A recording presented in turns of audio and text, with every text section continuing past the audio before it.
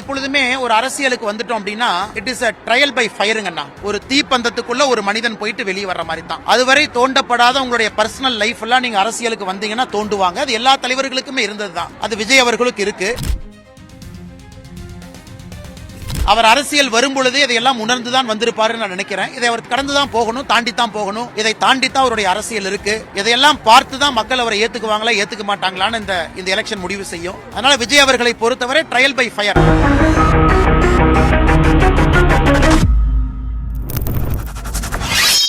வணக்கம். நடிகர் விஜயின் அரசியல் வாழ்க்கையில் வந்த அடுத்த திருப்பம் அல்ல அடுத்த சிக்கல். அவருடைய மனைவியான சங்கீதா செங்கல்பட்டு நீதிமன்றத்தில் டிவோர்ஸ் பெட்டிஷனை ஃபைல் செய்ததாக ஒரு செய்தி. 12 பக்கங்கள் கொண்ட இந்த எஃபிடேவிட்டில் சங்கீதா விஜய் மீது ஏராளமான அலிகேஷன்ஸ்களை எடுத்து வைத்திருக்கிறார். ஆனால் இந்த இடத்தில் வரக்கூடிய மிகப்பெரிய கேள்வி, இன்னும் ஒரு 60 நாட்களில் தமிழ்நாட்டில் வரக்கூடிய தேர்தல், அதே தேர்தல் சமயத்தில் தான் நடிகர் விஜய்க்கு கிடைக்கக்கூடிய அந்த சம்மனுக்கு பின்பு அவர் செங்கல்பட்டு நீதிமன்றத்தில் ஆஜராக வேண்டும். ஒரு ஃபேமிலி டிஸ்பியூட். இந்த விவகாரத்தை பற்றி நான் இன்னும் ஆழமாக பேசுவதற்கு முன்பு அண்ணாமலை அவர்களுடைய ஒரு ஸ்டேட்மெண்ட்டை இன்னைக்கு நான் பார்த்தேன். அண்ணாமலை அவர்கள் அல்ல பிஜேபி பற்றி ஏராளமான டிஃபரன்சஸ்கள் இருக்கலாம். ஆனால் ஒரு அரசியல்வாதி ஒரு விஷயத்தை, ஒரு கேள்வியை எப்படி ஹேண்டில் செய்கிறார் அதை நீங்க நிச்சயமாக பார்க்க வேண்டும். இந்த இடத்தில் அண்ணாமலையை நான் நிச்சயமாக பாராட்டுகிறேன். ஒரு reporter, because this is the time to get views, this is the time to get limelight. அதற்காக ஏராளமான ரிப்போர்ட்டர்ஸ்களுக்கு ஒரு உத்தரவு கொடுக்கப்பட்டிருக்கும். பப்ளிக் ஒப்பீனியன், பப்ளிக் பைட்ஸ்களை எல்லா தலைவர்களிடம் எடுங்கள். ஒட்டுமொத்த டிஎம்கேன் ஐடி விங்காக இருக்கட்டும், அல்ல வாட்ஸ்அப் யூனிவர்சிட்டியில் இருக்கக்கூடிய நபர்களாக இருக்கட்டும், இன்னும் ஒரு சில நாட்களுக்கு விஜயுடைய டிவோர்ஸ் வழக்கை பற்றி தான் பேச தொடங்குவார்கள். ஒரு மிகப்பெரிய சர்ச்சையாக ஏற்கனவே இது வந்துவிட்டது. ஒட்டுமொத்த நேஷனல் மீடியாவிலிருந்து தமிழ்நாட்டு மீடியா வரை எல்லாருமே இன்னைக்கு விஜயுடைய மனைவியின் டிவோர்ஸ் பெட்டிஷனை பற்றி தான் இன்னைக்கு பிரேக்கிங் நியூஸ்களை போட்டு வருகிறார்கள். This is not a breaking news for sure. அதில் ஒரு சில கேள்விகள் இருக்கலாம், அது வேற விஷயம். But this is definitely not a breaking news and I want you to listen to Mr. Annamalai. தொடக்கத்தில் ஒரு சிறிய ப்ரோமோ நீங்க பார்த்திருப்பீர்கள். Now I want you to listen to him, how he handled with a extreme dignity, keeping his politics aside and somebody's personal life aside. அவர் பேசுறதை நீங்களே கேளுங்க. நடிகர் விஜயுடைய மனைவி வந்து டிசம்பர் மாசமே மனு தாக்கல் பண்ணிருக்காங்க. அது இன்னைக்கு தான் வெளியிடப்பட்டிருக்கு. அண்ணா திரு விஜய் அவர்களை பொறுத்தவரை அவருடைய மனைவி அவர்கள் டிசம்பர் மாதத்துல விவாகரத்துக்காக செங்கல்பட்டு கோர்ட்டில் அந்த விவாகரத்துக்கான அந்த பெட்டிஷனை அவங்க பதிவு செஞ்சிருந்தாங்க. இன்னைக்கு அது வெளியே வந்திருக்கு. நான் எப்போதும் சொல்வதுதான், இது 3 பேர்த்துக்கான பிரச்சனையாக தான் நான் பார்க்குறேன். நடிகர் விஜய் அவர்கள், அவருடைய மனைவி, கோர்ட், நம்முடைய ஜுடிஷியல் சிஸ்டம், இந்த 3 பேருக்கு மட்டும்தான் சம்பந்தப்பட்டதாக நான் பார்க்கின்றேன். அதுவும் ஒரு தனிப்பட்ட ஒரு மனிதருடைய தனிப்பட்ட வாழ்க்கையாக நான் பார்க்கின்றேன். விஜய் அவர்களுடைய அரசியல் கருத்துக்கு நான் பதில் சொல்ல எப்பவுமே தயாரா இருக்கிறேன். தனிப்பட்ட வாழ்க்கை, மனைவிக்கும் கணவனுக்கும் எங்கிருந்தாலும் கூட ஒரு சந்தோஷம் இருக்கட்டும், எங்கிருந்தாலும் கூட ஒரு அமைதி கிடைக்கட்டும். அதனால அரசியல் ரீதியாக நான் கருத்து சொல்ல விரும்பல. விஜய் அவர்கள், மனைவி அவர்கள், சம்பந்தப்பட்ட கோர்ட்டு, இந்தியன் ஜுடிஷியல் சிஸ்டம், இவர்களுக்கு உண்டான பிரச்சனையாக தான் நான் பார்க்கிறேன். அதனால் இதை நான் அரசியல் படுத்த விரும்பவில்லை.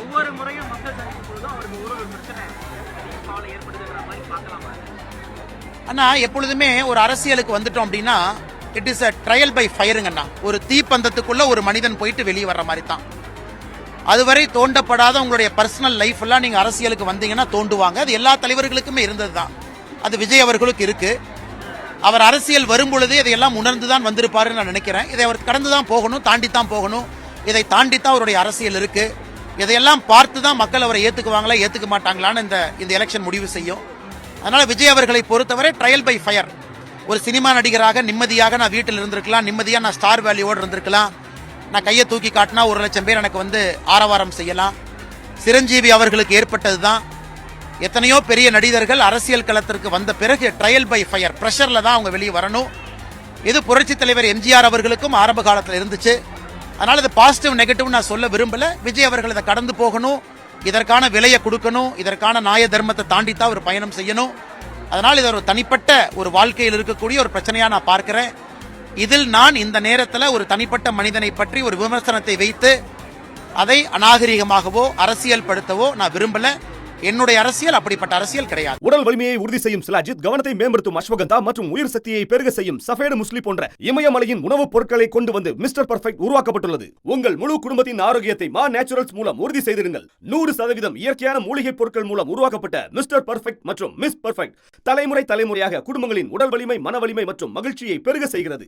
உங்கள் மகிழ்ச்சியான பயணத்தை துவங்க www.mannaturals.com என்ற இணையதளத்தை பார்வையிடவும் அல்லது வாட்ஸ்அப் எண்ணிலும் தொடர்பு கொள்ளலாம். இந்த வீடியோவில் உங்களை இன்னும் ஆழமாக கூட்டிச்சிருக்கும் முன்பு ஒரு சிறிய கோரிக்கை, உங்களுடைய சேனலை மிகப்பெரிய அளவில் முடக்கக்கூடிய வேலையை பார்த்து வருகிறார்கள். இதிலிருந்து மீட்டெடுப்பதற்காக உங்களுடைய உதவி தேவைப்படுகிறது. நீங்கள் செய்ய வேண்டிய சாதாரணமான ஒரு சில விஷயங்கள்: லைக், ஷேர், சப்ஸ்கிரைப் பட்டனை தட்டி இந்த வீடியோவை பகிருங்கள்.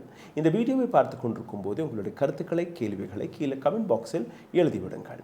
பொருளாதார ரீதியாக எங்களை சப்போர்ட் செய்ய நினைக்கக்கூடிய நபர்கள் அருகில் இருக்கக்கூடிய QR கோடை ஸ்கேன் செய்து அதையும் தெரிவிக்கலாம். See, appreciate what Annamalai have said. Very clear, fine line he drew. The matter is in the court.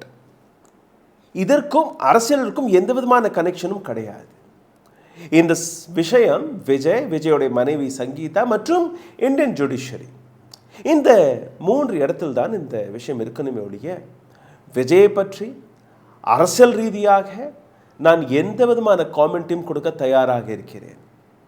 But when it comes to a person's personal life, personal வாழ்க்கை, அதை அரசியலில் பிணைந்து அதை அரசியலாக்கி அதை அரசியல் களத்திற்காக நான் பயன்படுத்துவதில் ஒரு துளி கூட விருப்பப்படவில்லை என்கிற இந்த விஷயத்தை மிக தெளிவாக அண்ணாமலை அவர்கள் எடுத்து வைத்திருக்கிறார். And I respect his statement because this is how a politician should behave.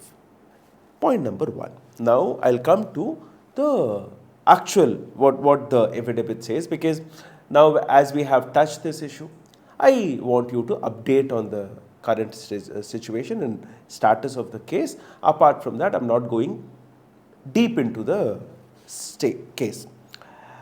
ஒரு 2 மாதங்களுக்கு முன்பே நடிகர் விஜயின் மனைவியான சங்கீதா சோரண்டலிங்கம் அவர்கள் ஒரு பெட்டிஷனை ஃபைல் செய்திருக்கிறார் செங்கல்பட்டு நீதிமன்றம். அந்த பெட்டிஷன் இன்னைக்கு தான் கோர்ட்டில் சப்மிட் செய்யப்பட்டிருக்கிறது. அந்த பெட்டிஷன் ஆக்செப்ட் செய்யப்பட்டது எல்லாமே இப்போ சோஷியல் மீடியாவில் பரவலாக வைரலும் ஆகிவிட்டது. 2021ஆம் ஆண்டு நடிகர் விஜய்க்கும் ஒரு ஆக்ட்ரஸ், அவருடைய பேரெல்லாம் இந்த பெட்டிஷனில் குறிப்பிடப்படவில்லை. and I am not interested in knowing who that lady is. Extra marital affair, விஜய்க்கும் இன்னொரு நடிகைக்கும் ஒரு தொடர்பு ஏற்பட்டிருக்கிறது. ஏப்ரல் 2021ஆம் ஆண்டு இந்த விவகாரம் சங்கீதா அவர்களுக்கு தெரிந்த உடனேயே நடிகர் விஜய் அவருக்கு சமாதான பேச்சுவார்த்தையெல்லாம் நடந்திருக்கிறது. சங்கீதாவிற்கு அவர் கொடுத்த உத்தரவாதம், இந்த மாதிரி இந்த ரிலேஷன்ஷிப்பை நான் கூடிய சீக்கிரம் முடித்துக்கொள்வேன். சங்கீதா அவர்களும் அதை நம்பி கொஞ்சம் காலம் கடைபிடித்திருக்கிறார். ஆனால் விஜய் எந்த விதமான மாற்றமும் கொண்டு வரவில்லை. அந்த ரிலேஷன்ஷிப் அப்படியே கண்டினியூ ஆகியிருக்கிறது. 2021ஆம் ஆண்டுக்கு முன்பு நீங்கள் பார்த்தீர்கள்னா நடிகர் விஜய் மற்றும் சங்கீதாவை பல பப்ளிக் இடங்களில் பப்ளிக் அப்பீரியன்ஸை நீங்கள் பார்த்திருப்பீர்கள். பல இடங்களில் அவர்கள் ஒன்றாகவே வருவார்கள், ஒன்றாகவே போடுவார்கள். ஆனால் 2021ஆம் ஆண்டுக்கு பின் நடிகர் விஜய் மற்றும் தான் பப்ளிக் அப்பீரியன்ஸில் வெளிவந்தாரே ஒழிய சங்கீதா அவருடன் எங்கேயுமே தென்படவில்லை. இதை வைத்தே ஏராளமான சர்ச்சைகளும் வெளிவந்தது. ஏராளமான இடங்களில் சங்கீதா நடிகர் விஜய்க்கு இடையே ஏதோ ஒரு விரிசல் இருப்பதாக மக்கள் அறிந்தார்கள். இப்போ சமீபத்தில் அரசியலில் வந்ததுக்கப்புறம் எதிர்க்கட்சிகள் ஆக்டர் விஜயை இதே விஷயத்தை வைத்தும் தாக்க தொடங்கினார்கள். நடிகர் விஜய்க்கு பல நடிகைகளுடன் தொடர்பெல்லாம் இருப்பதாக ஒரு சில விஷயங்கள். இந்த எஃபிடேவிட்டில் இன்னும் ஒரு சில விஷயங்கள் எழுதப்பட்டிருக்கிறது. அதாவது ஃபிசிக்கல் ஹராஸ்மெண்ட் அண்ட் அடல்ட்ரேஷன்னா ஒரு திருமணத்தில் இருக்கும்போதே இன்னொரு பெண்ணுடன் ஒரு தொடர்பை எடுத்துக்கொள்வது, இதெல்லாமே இந்த விஷயம். இந்த இடத்தில் சேலஞ்ச் என்ன? நடிகர் விஜய் தன்னுடைய அரசியல் கேம்பெயின்ஸ்களில் அவர் எடுத்து வைக்கக்கூடிய ஒரு சில வார்த்தைகள் which will go against what Vijay is going to face this. women empowerment பற்றி பேசுகிறார், சைல்டு வெல்ஃபேரை பற்றி பேசுகிறார், மாரல் இன்டெகிரிட்டி பற்றி விஜய் அவர்கள் பேசுகிறார். ஆனால் இது போன்ற விஷயங்கள் வந்ததுக்கு பின்பு நிச்சயமாக விஜய் அரசியல் களத்தில் போகும்போது அல்ல வெவ்வேறு மேடைகளில் போகும்போது அல்ல எதிர்க்கட்சி தரப்பிலிருந்து இந்த விஷயம் மிகப்பெரிய அளவில் எடுத்து வைக்கப்படும். இன்னொரு ஆங்கிளும் இங்கே நீங்கள் பார்க்கணும். தமாக தரப்பிலிருந்து இன்னும் எந்த விதமான ஆஃபிஷியல் ஸ்டேட்மெண்ட் வரவில்லை. But they might take this angle that Sangeetha and Vijay's matter is personal, family issue. இதை சங்கீதாவை ஒரு பானாக எடுத்து வைத்து இதை அரசியல் செய்து வருகிறார் என்கிற அந்த விஷயம் நிச்சயமாக அதில் எந்த விதமான தவறும் கிடையாது. டிஎம்கே அல்ல மற்ற எதிர்க்கட்சிகள் விஜயை ஆப்போனண்டாக பார்க்கக்கூடிய அனைத்து நபர்களுமே இந்த வாய்ப்பை பயன்படுத்துவார்கள். ஆனால் அண்ணாமலை அவர்கள் கூறியபடிதான் இது ஒரு ஃபேமிலி மேட்டர், ஒரு பர்சனல் மேட்டர். விஜய், சங்கீதா மற்றும் நீதிமன்றத்திற்கு நடுவே நடக்கக்கூடிய ஒரு விஷயம். 1 வருடம் பிடிக்கலாம், 2 வருடங்கள் பிடிக்கலாம், அல்ல 2 பேருமே சமாதானமாக போகலாம்.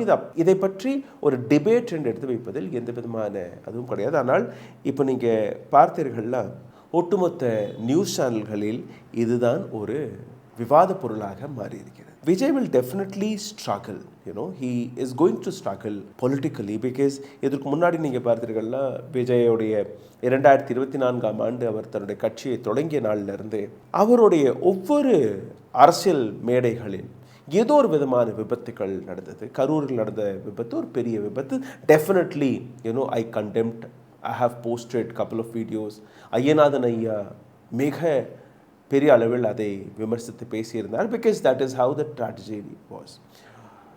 விஜய் தன்னுடைய ப்ரமோஷனுக்காக being a super hero of Tamil Nadu, அவருடைய ஃபேன் ஃபாலோவிங் எந்த அளவில் இருக்கிறது அனைத்தையுமே அவர் பார்த்து பாதுகாப்பு விஷயங்களை மிக தெளிவாக அவர் நிச்சயமாக பார்த்திருக்கணுமே ஒழிய இந்த மாதிரி சரி கூட்டம் வருது, மக்கள் என்னை பார்க்க வருகிறார்கள், அந்த ஆசையில் அந்த எப்படி அந்த ஹீரோயிசம் சினிமாவில் இருக்கோ அதே சினிமாவை நீங்கள் அரசியலில் கொண்டு வர முடியாது. You are answerable now. When you were a actor, that is a different thing. Now you are a public figure. Now you are a politician. நீங்கள் ஒரு அரசியல்வாதியாக இருக்கும்போது உங்களை பார்த்து பல நபர்கள் பல விஷயங்களை சிந்திப்பார்கள், உங்களிடம் வந்து கேட்பார்கள்.